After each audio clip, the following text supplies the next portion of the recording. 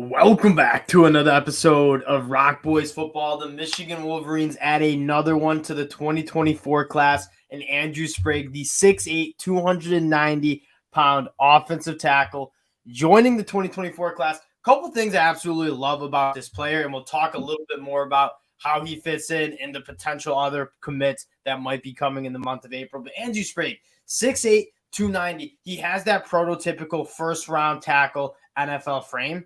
He also played basketball, so the feet are there too. That's something I absolutely love to see with the offensive tackles. Sharon Moore doing a phenomenal job taking talent into the program and then developing them and putting them into the NFL. Now, before we get into it, I just want to say thank you to you guys. We've been talking a lot. Y'all know we rock with Michigan. We've been talking a lot of Michigan football as they've been on an absolute heater in this 2024 class. So if you do enjoy the content, consider subscribing to the channel. Stay locked in because I think Michigan football in the month of April is really going to get active on the recruiting trail. So we appreciate all the support you guys have shown. Dill, I'm going to kick this one off to you. How are you feeling about Andrew Sprague heading to Ann Arbor?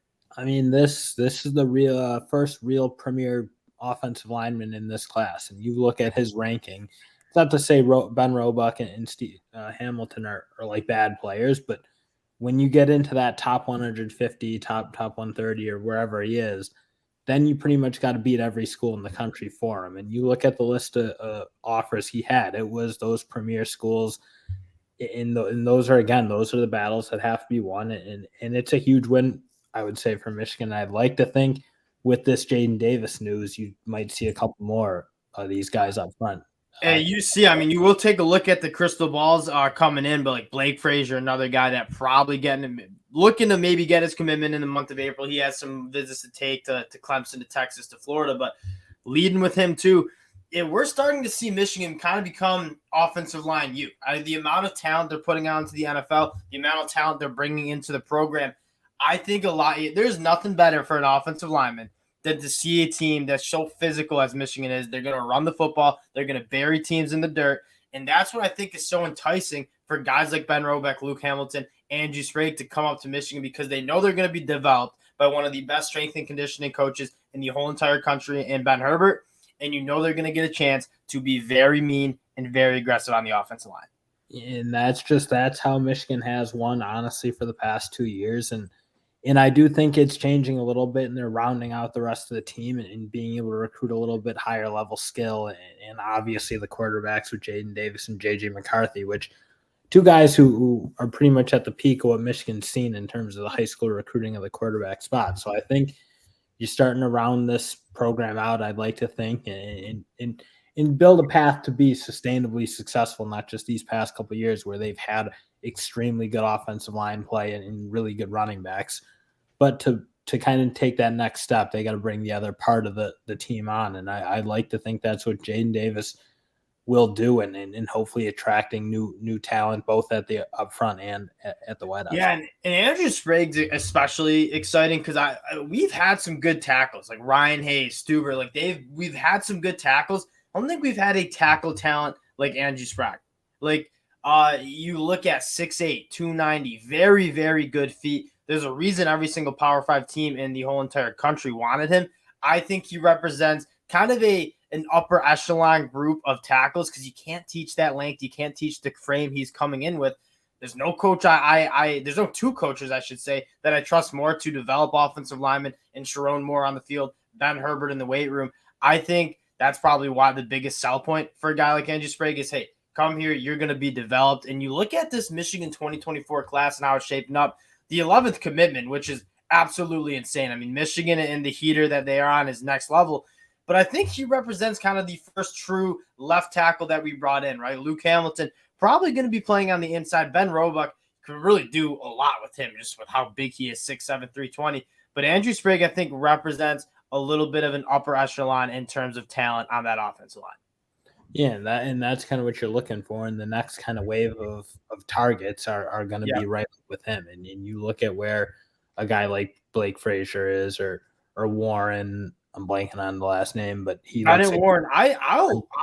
We can take a look at this tackle group because we have some really interesting guys that are still probably on Michigan's board. Brandon Baker, the #1 tackle in the country, all the way out in California, locked in an official visit to Michigan. And you're starting to see if you're an elite offensive line talent, like you're taking a look at Michigan. Michigan's pretty much getting official visits from all the best offensive linemen in the country. And there's no surprise. Back-to-back Joe Moore Award winners. Like, you're going to get developed at Michigan, and you're going to get a chance to just absolutely show what you have. Yeah, and again, that's kind of this whole like Michigan.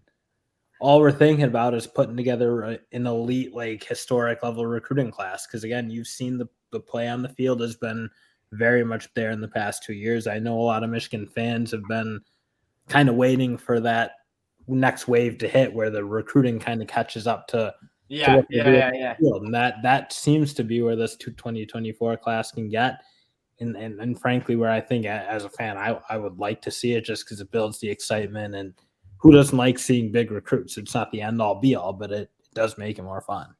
Yeah, 100%. And we've been having a blast the last month talking about pretty much every single recruit that's come into Michigan. Now, taking a look at the crystal balls that have been put in for Michigan, we still got, right now, as Michigan's roster stands heading into 2023, you got like 12 guys who could start at other Power 5 schools on that offensive line. So there's plenty of room. Like, I don't think the commitment of Andrew Sprague is going to say, oh, Blake Frazier, there's no room for you, or Brandon Baker, there's no room for you, because that Michigan has a lot of space on the offensive line to work. And the moral of the story is get as much talent as you can on the offensive line. Sharon Moore is going to figure out where to put you and where you can be most successful. But Blake Frazier is another guy that is heavily favored to come to Michigan. And then, Dill, I want to talk just a little bit about some of the wide receiver talent that could be following Jadyn David in this 2024 class.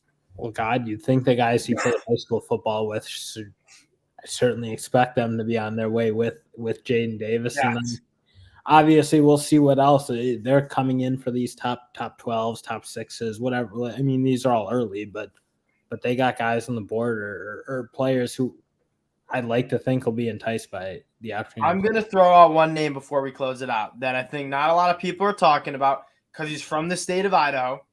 Gatlin Blair. I mean, a 10-18 100-meter sprint. He's 6'2", 180 pounds. He just beat Roderick Pleasant. He's the fastest player coming out of the state of California at the track meet in Texas, the national track meet in Texas. This dude is starting to pick up offers from everywhere. You know who one of his best friends is?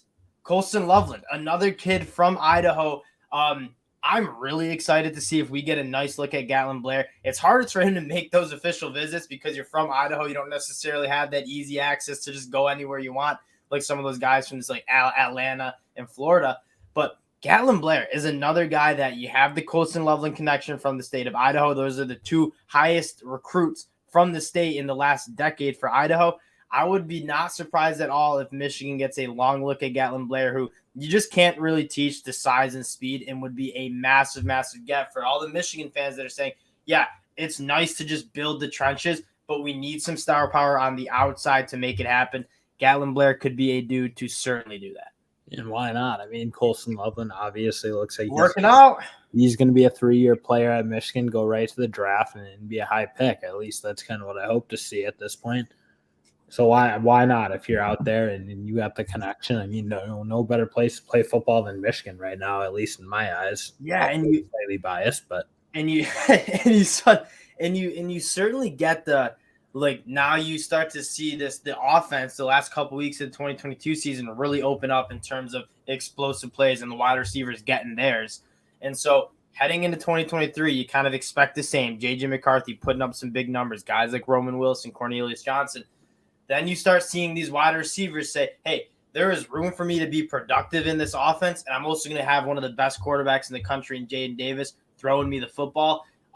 That's how you start getting these wide receivers in the building. You look at Ohio State. Why do they get all the best wide receivers? Because they recruit the quarterback position really well, and they have a very, very explosive offense where they put out multiple receivers to the draft and multiple receivers putting up big numbers. If Michigan can do that in 2023, I think you see the floodgates open up a little bit in terms of those playmakers on the outside, considering taking their talents to Ann Arbor.